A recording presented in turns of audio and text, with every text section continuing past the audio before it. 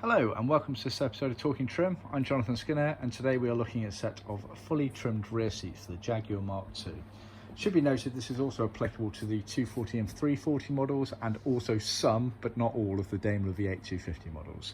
That being said, there is one difference you should be aware of, and that is the armrest. The armrest here is of the late style Mark II, also shared commonly on the 240 and 340 models, which is a fully enclosed glove.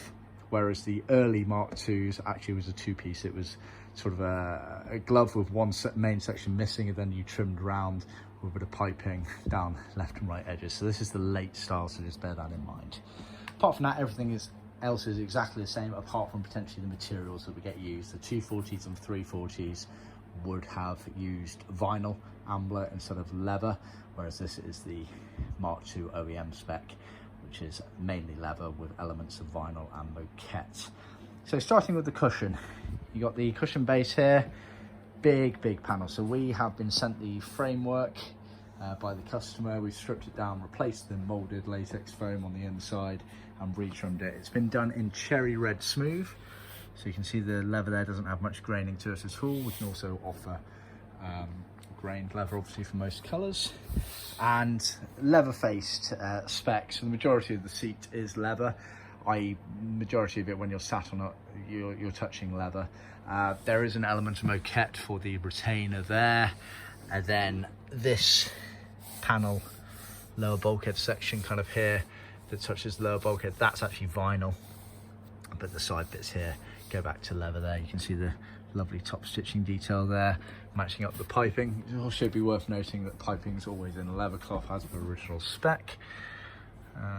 So yeah, very nicely done. And then the backrest, much trickier job, especially that armrest. Same sort of spec as well, so majority leather where you're touching, and then it's these kind of side panels here that are vinyl here. I've also included this row of fat piping here. That is included as part of our rear seat set. Obviously we don't trim it to the framework because it doesn't go on the framework. That sits in between the kind of rear backrest top part, rear shelf and rear window area there, but I thought I'd include it in the video just because it is part of our rear seat set there. Now obviously the inside of the armrest there is a trimmed board, that's vinyl there, but this top part here is leather. You've got some lovely top stitching detail here, and you've got the little leather tab that allows that to go back and forth. Inside there, obviously the pleated top part there, so it all matches up when it's in there.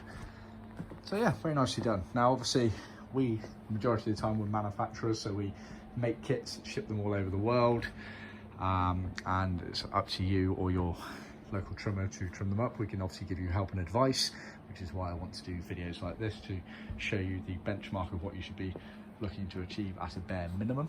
But of course, if you're local or you want to pay the cost of shipping bits and bobs, then we can offer a ad hoc trimming service, which is what we've done here. This is a UK based client that we've done these for, and thus we have trimmed them up ready to go in the car for him. So just bear that in mind. Yeah, they're relatively straightforward seats to trim. They're a lot of work, but they're not overly complicated. It's really just that armrest area there that's the bit that gets kind of tricky. But after that, it's just time and patience that you really need, and obviously you need to be fairly useful with your hands. But yeah, that's the job really. Very nicely done. Thanks for tuning in. Please remember to like, subscribe and share with other classic car enthusiasts out there, and I'll see you next time. Cheers.